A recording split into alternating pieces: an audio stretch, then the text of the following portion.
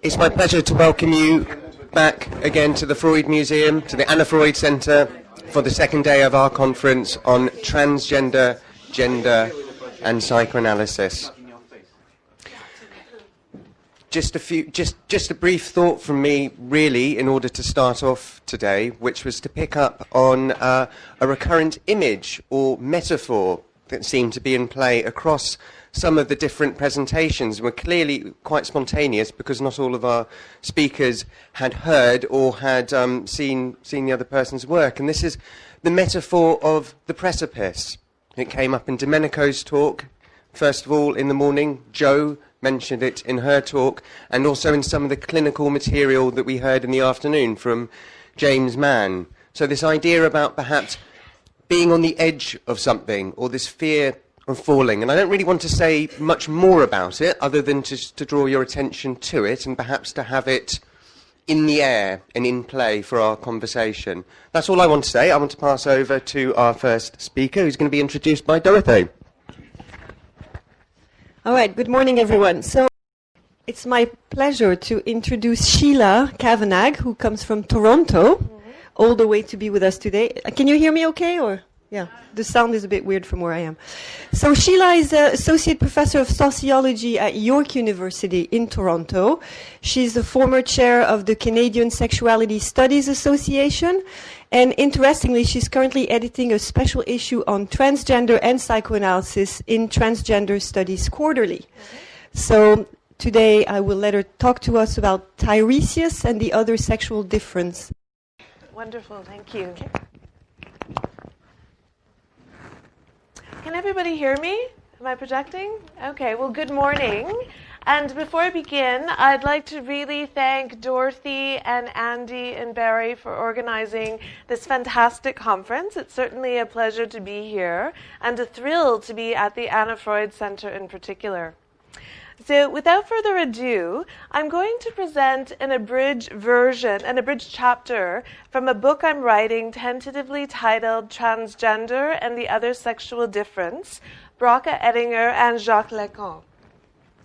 This chapter is about Tiresias, the blind prophet and seer, and how they animate what Israeli feminist psychoanalytic theorist Bracha L.Ettinger calls an other sexual difference.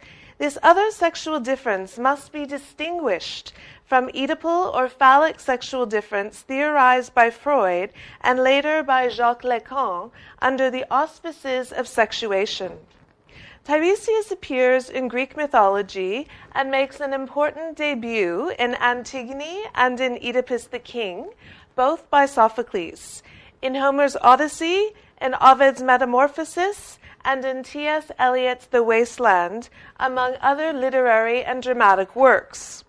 My book uses the feminist psychoanalytic theory of Bracha L.Ettinger to ask what psychoanalysis would look like had it been written from a Tiresian perspective as opposed to an Oedipal perspective. My question is offered as a challenge to segments of the Lacanian psychoanalytic community who reduce transgender to psychosis. Although Lacanian practitioners and theorists like, for example, Patricia Garavici, who spoke yesterday, Patricia Elliott and Oren Goslin in the Canadian context, and also Shanna Carlson in the US context, have all offered important challenges to the reading of transsubjectivity as de facto psychotic. It is important to engage news stories, myths, and characters alongside Oedipus the King. Tiresias is notably absent from psychoanalytic writings about the Oedipal trilogy. By invoking Tiresias, I suggest that transsubjectivity can be read as an expression of another matrixial sexual difference. Bracha L.Ettinger was born in Tel Aviv in 1948, but spent many years in Paris. She did her analytic formation in Paris with senior analyst influenced by Lacan. Her orientation spans object relations, Lacanian theory, and French feminist psychoanalytic frameworks. The corpus of her theory is inspired by Bion, Freud, Lacan, Levinas, Merleau-Ponty, Deleuze, Guattari, and Winnicott. She is now a professor at the European Graduate School in Switzerland, a painter and practicing analyst. She began to publish her writings on the feminine in the 1990s. Her book, titled The Matrixial Border Space, published in 2006, is the most frequently cited portion of her work. In it, Ettinger explains that the other sexual difference involves an unconscious process whereby we are border linked to others, whom she calls non-I's, in a matrixial web. This is a sexual difference based on transitivity, but not regressive, nor is it predicated on symbiosis or fusion. The feminine axis of difference conceives of the subject as more than one and bound to others in difference. It is before, alongside, and after phallic sexual difference, where and when identities make sense. The feminine axis of difference is not based on phallic cuts, splits, and severance, whereby it is possible to imagine a singular and unified subject. Rather, it is based on trans-connectivity and trace connections to others, known and unknown in familial and extrafamilial matrices. Ettinger writes about partial subjectivity and border linkages whereby compassion and ethics are predicated upon shared yet different experiences. Her oeuvre is a supplement and extension of Lacan's writing on subjectivity. There is, as Lacan agrees, one, but this one is not simple. Although Ettinger is not a trans studies scholar, and to the best of my knowledge has not worked analytically with trans analysans, she offers an understanding of the other sexual difference that is highly relevant to trans studies and to theories of subjectivity more generally. The mythical character of Tiresias is, for me, a symbol of this other sexual difference. This is not because Tiresias is transgender, but because Tiresias brings Sophoclean characters like Oedipus and Creon knowledge of what Ettinger calls subsubjective and transsubjective relations normally refused in the phallic landscape. My claim is based on the premise that trans identifications are one way to engage the feminine dimension of experience Ettinger calls the matrixial. Trans identifications with the other sex, who is always, for Lacan, the woman, are somatic and real. This is not to say that trans people are women or feminine in a sociological sense. It is to suggest that that the sexual identification with what Ettinger calls the woman is trans-subjective. For Ettinger, woman is an assemblage, a co-affecting encounter event between partial subjects in a given matrixial web. A father and son can be, for example, a woman in Ettinger's formulation. Moreover, as Griselda Pollack writes, the Ettingerian woman can be understood as different conditions of subjective co-emergence. In evoking Tiresias as emblem of the other sexual difference, I do not suggest that transgender is a Rosetta Stone or unencumbered route to matrixial ethics or to an otherness beyond the phallus. Transgender does, however, prompt us to consider another axis of difference because there is an acute awareness of the other sex in the one. As Ettinger would agree, there are multiple ways to write the woman in the matrixial. My suggestion is that trans people may be uniquely attuned to a dimension of sexual difference that Ettinger calls the matrixial feminine. While trans identifications, transcultural production, art and autobiography, and so forth, all play a special role in animating and giving form to another sexual difference, the trace-like linkages to others are not unique to trans people. The matrixial is available to everyone, regardless of gender and sexual orientation. Now, I apologize in advance for not being able to explicate the specifics of Ettinger's theory in relation to transsubjectivity in the time allotted, but I want to turn now to Tiresias and Oedipus. If psychoanalysis has a founding myth, it is the story of Oedipus the king. Oedipus preoccupies Freud to the point where his writing on sexuality is developed almost entirely from the perspective of this one protagonist.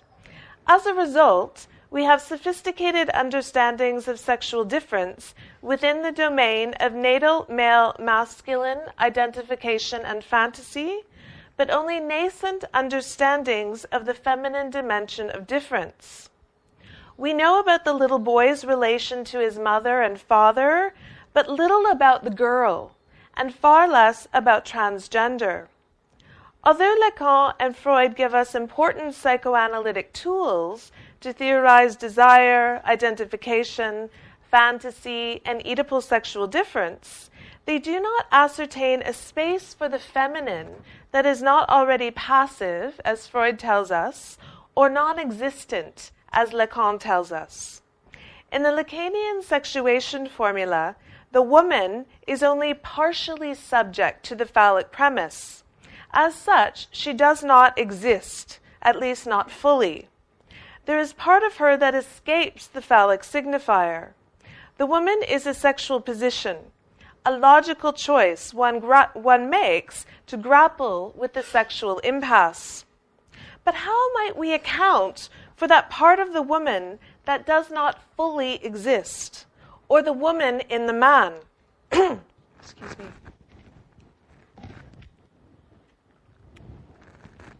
Still hoping the voice holds out. Excuse me. I suggest that the sexual positions are not mutually exclusive, and that there is more overlap than an orthodox reading of Lacan's Seminar 20 allows. I am in agreement with Philip Van Hout and Thomas Gieskens that Lacan's sexuation formulas do not determine two kinds of subjects, man or woman, but that they express a field of tension in which each subject moves. Tiresias embraces these intersubjective movements. I often wonder why Lacan and psychoanalysts in general have not paid more attention to Tiresias, who becomes a woman. Before I advance my argument with respect to Oettinger, let me offer a brief biographical sketch of the ancient Greek mystic. The origin story told by Ovid in Metamorphosis begins as follows. Tiresias comes across two snakes copulating near Mount Kyllene in Peloponnese. Somehow upset by the intercoiled snakes, Tiresias kills the female snake with his staff. Hera, the goddess of woman, marriage, and fertility, is furious. As a goddess well known for acting upon impulse, as a goddess well known for having seduced Zeus and for acting upon impulse, she turns Tiresias into a woman in body and mind as punishment. But Tiresias appears to have adjusted quite well to life as a woman. Tiresias marries, has 3 daughters, becomes a renowned prostitute and priestess. 7 years later, Tiresias again encounters 2 mating snakes. Having learned her lesson, she leaves them be, and Tiresian masculinity is magically restored. We are to assume that by respecting not only the female snake, but the act of copulation itself, a feminine dimension, Tiresias frees herself from Hera's spell. But all was not well for long. Hera and Zeus were fighting over whom, man or woman, experiences more sexual pleasure in lovemaking, i.e. jouissance. Zeus insists it is the woman, Hera insists it is the man. Being unable to reach consensus, they consult Tiresias, who has experiential knowledge of both masculine and feminine pleasure. Tiresias answers to the Olympian court, and I quote, "Of 10 parts, a man enjoys but one, but a woman enjoys the full 10 parts in her heart," end quote. Hera was again moved to fury. Tiresias traverses something foundational to the structure of sexual positioning, as later theorized by Lacan, and Hera does not like it. She strikes Tiresias blind for revealing feminine secrets. Zeus takes pity on Tiresias, but cannot undo his wife's spell. Instead, the masculine god gives Tiresias the gift of prophecy, second sight, and long life. Tiresian knowledge is not only about life and death, as I will explain in what follows, but feminine jouissance. Ettinger's formulation of feminine jouissance differs from Lacan's notion of the other jouissance. It is offered as a supplement. Ettinger writes that feminine jouissance in the matrixial aspires to release itself and shape a feminine dimension of desire.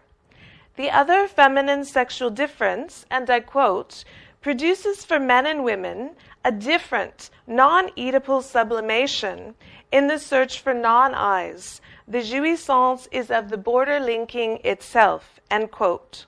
It is felt in by the real. The border linking is an encounter event in the real at the basis of feminine sexual difference. The matrixial difference is responsive to uncognized memories of the early mother-to-be, late fetal sexual relation that leaves trace inscriptions and mediates effects in the matrixial substratum. We might understand Ettinger's affective trace inscriptions of jouissance in terms of Lacan's markers, or what he calls invasive signifiers, imprinted on the subject's body by the other. In order to understand feminine desire, feminist psychoanalysts have been searching for alternatives to Oedipus for quite some time, but without attending to Tiresian-like characters. Some have written about Antigone, some have written about Jocasta, but references to Tiresias are few and far between. Certainly Judith Butler names Tiresias in Antigone's Claim, and Helen Sixou and Annette Kuhn mention the Theban prophet in their work on castration and decapitation. But there's a curious neglect of the character in the now substantive body of feminist psychoanalytic scholarship. Ettinger is, to the best of my ability, to the best of my knowledge, and I'm willing to stand corrected here, the first post-Lacanian feminist scholar to address the central importance of Tiresias in the Oedipal trilogy. Ettinger wrote an important paper titled Transgressing Within to the Feminine in the early 1990s. In this paper, she poses a direct challenge to Lacan. At a Congress on Feminine Sexuality at the University of Amsterdam in 1960, Lacan is widely known to have said that we should not be fooled by the myth of Tiresias. The character cannot know anything more about feminine sexuality than we do, which is nothing. In Lacanian terms, it is important to know, it is impossible to know anything about feminine sexuality because the structure of language, and thus the unconscious, prohibits us from knowing anything about it. This is a real problem of language and logic.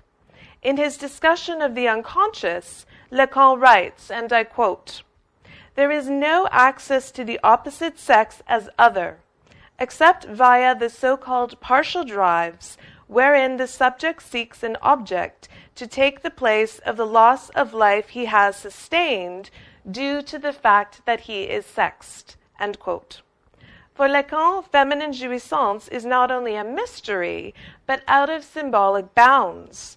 Moreover, the woman is not all in his formulation. She is ab sense.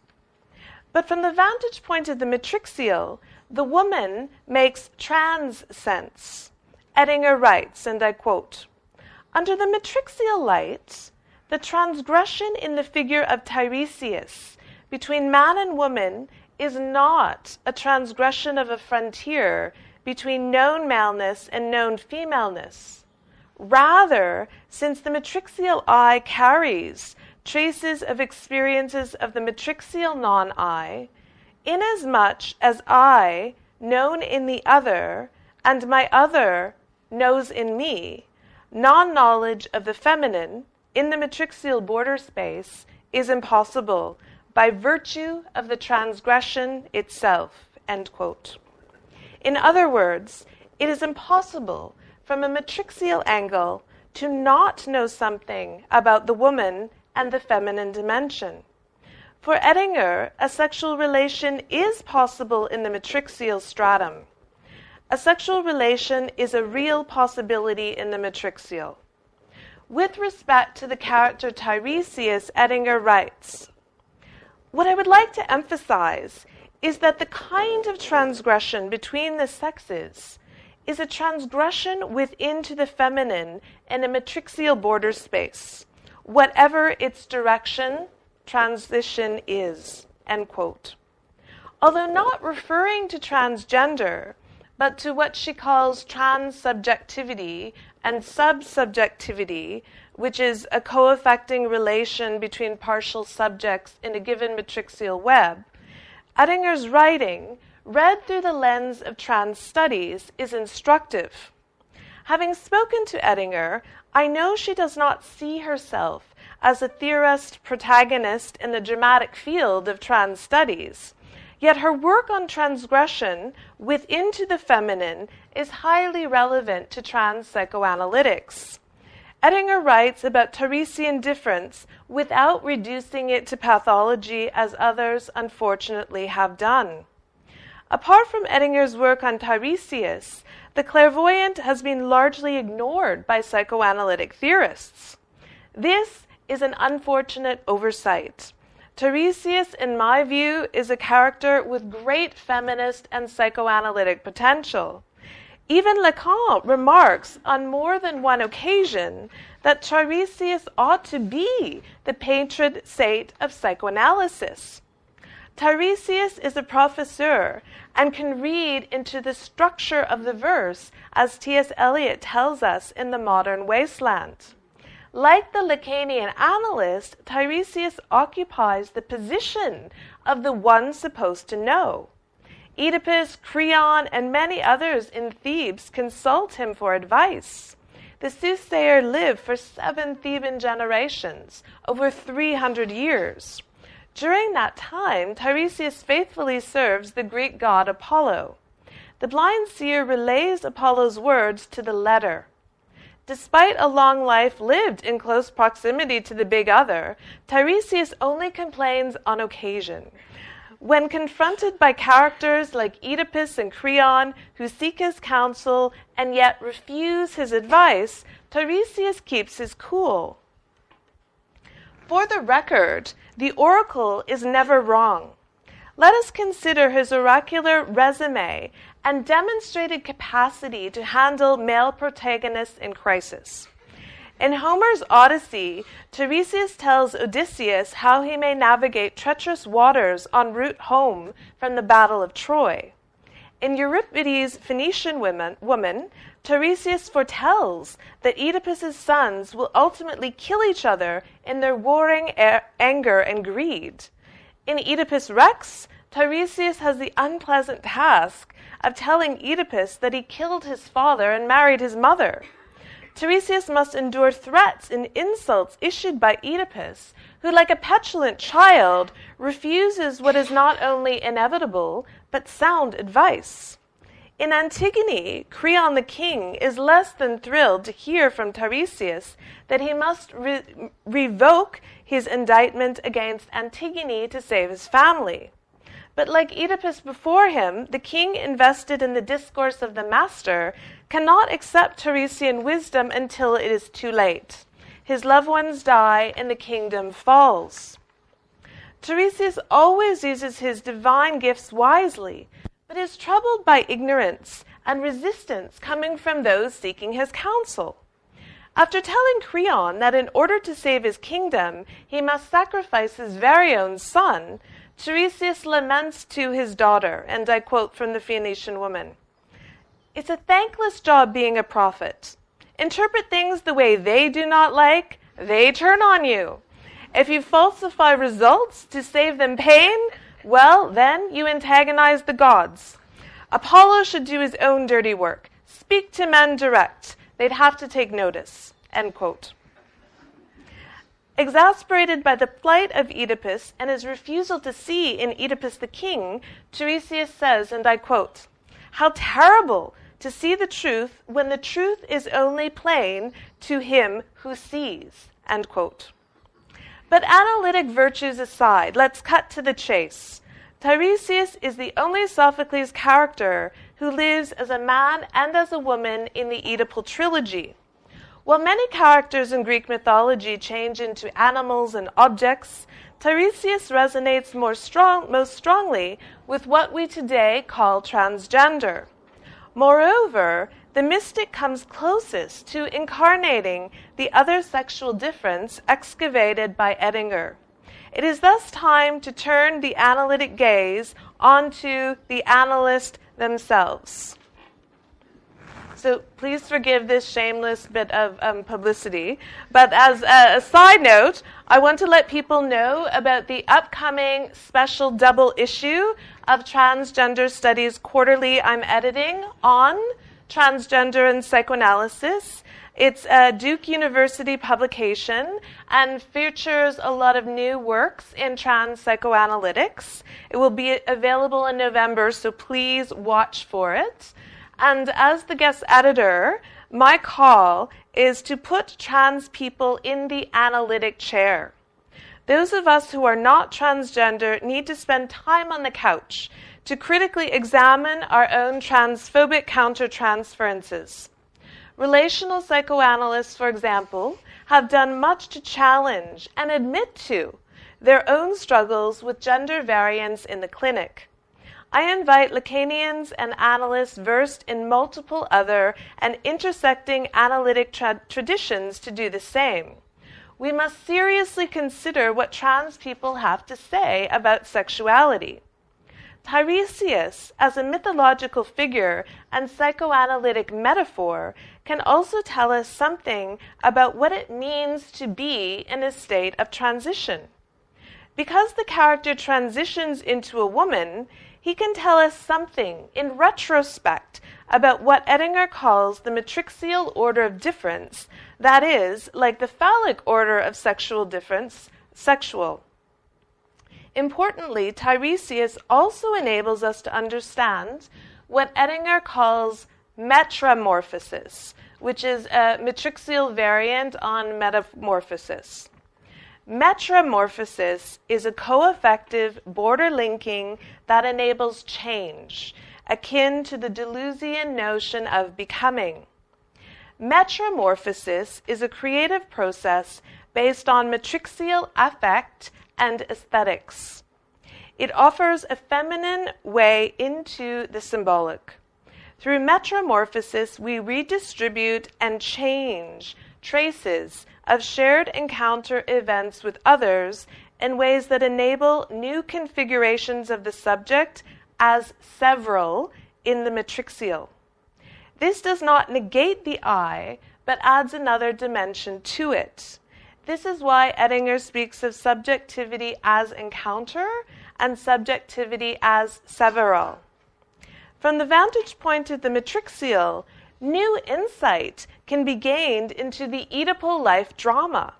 We can see, for example, that Oedipus cannot tolerate or recognize others in his familial web, at least not very well. He abandons his adopted parents on the road to Thebes, misrecognizes his birth parents, begets offspring by his mother, who are also his siblings, and treats Antigone, his daughter's sister, like a nursemaid in old age at Colonus. Oedipus has more than his fair share of family troubles. It is an unacknowledged fact that he does not set a good therapeutic example. Apart from the fact that he kills his father and marries his mother, he disowns his sons who are at war with each other for what was originally their father's throne. Refusing Antigone's advice to yield to his sons and relent upon his anger, to the older Polynesius, Oedipus says, "Die, die by your own blood brother's hand, die." Antigone is left to contend with her father-brother's traumatic legacy and tragically takes her own life to give her brother, Polynesius, a proper burial. Oedipus eventually dies in exile at Colonus. As Tiresias told the Theban king years before his actual death, "No man will ever be rooted from this earth as brutally as you, Oedipus." What Ettinger allows us to see is how the plight of Oedipus is structured by a disavowal of the feminine. He is not only heterosexual in his lust for his mother and masculine in his over-identification with his father, as indicated by his literal usurpation of his father's position as king, he is suffering from an unsymbolized loss, a feminine loss connected to others in his matrixial web. What does the very public transgression of the incest taboo reveal, if not a yearning for a way to border link with others whom he has been separated? Well, Freud thought Oedipus the king had an impressive following because it reveals universal incestuous and patricidal desire, hence the Oedipal complex. The play is, in my Ettingerian reading, a classic because it reveals the tragic outcome associated with the negation of another sexual difference, that is a feminine difference in the matrixial. This is a dangerous negation that Tiresias can see and foretells clearly. It must also be said, and I want to stress this, that the tragedy in each of the three Sophocles plays is born of exile, excommunication, and war between cities. Incest and patricide come after the fact. In other words, Oedipus is primarily affected by the traumatic rupture to his familial web and exile from his family home, from his city home. I appreciate the role Oedipus has played in the choreography of psychoanalysis, but it's high time to make room for other characters on the psychoanalytic stage. I suggest we begin with Tiresias. The myth of Tiresias gives us a way to think about the feminine, otherness, difference, and becomings in transgenerative terms. Unlike Oedipus, who acts out, Tiresias may be said to have made a passage to the act in a Lacanian sense. Tiresias traverses what Chris Kaufman calls the fundamental fantasy of Lacanian psychoanalysis, sexual difference itself. Regardless of whether or not we agree with Kaufman on that score, Tiresias does have access to divine knowledge. He knows about something beyond the Lacanian limit, which I suggest leads us into the matrixial order of things. Psychoanalysis is also about loss, trauma, desire, difference, identification, and so forth. But it is also about change.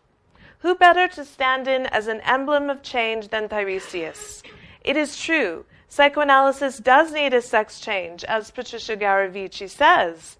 But how are we to consider the sexual coefficient of this change without recourse to Tiresian difference? We must take trans subjectivity seriously. There is increasing awareness of how trans people are subject to erasure and denied access to public space.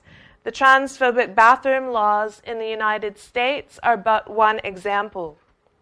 But I am here concerned with the space of the clinic. We have yet to account for the multiple harms engendered by the negation and expulsion of trans people in psychoanalysis, at the level of the IPA and in the clinic. Tiresias has much to tell us about the structure of this negation. The collateral damage done by the pathologization of trans people under the auspices of Oedipal psychosexual development is increasingly well established. We can no longer ignore or sideline the important scholarly contributions made by trans scholars, artists, clinicians, and analysans in the psychoanalytic scene. Thank you.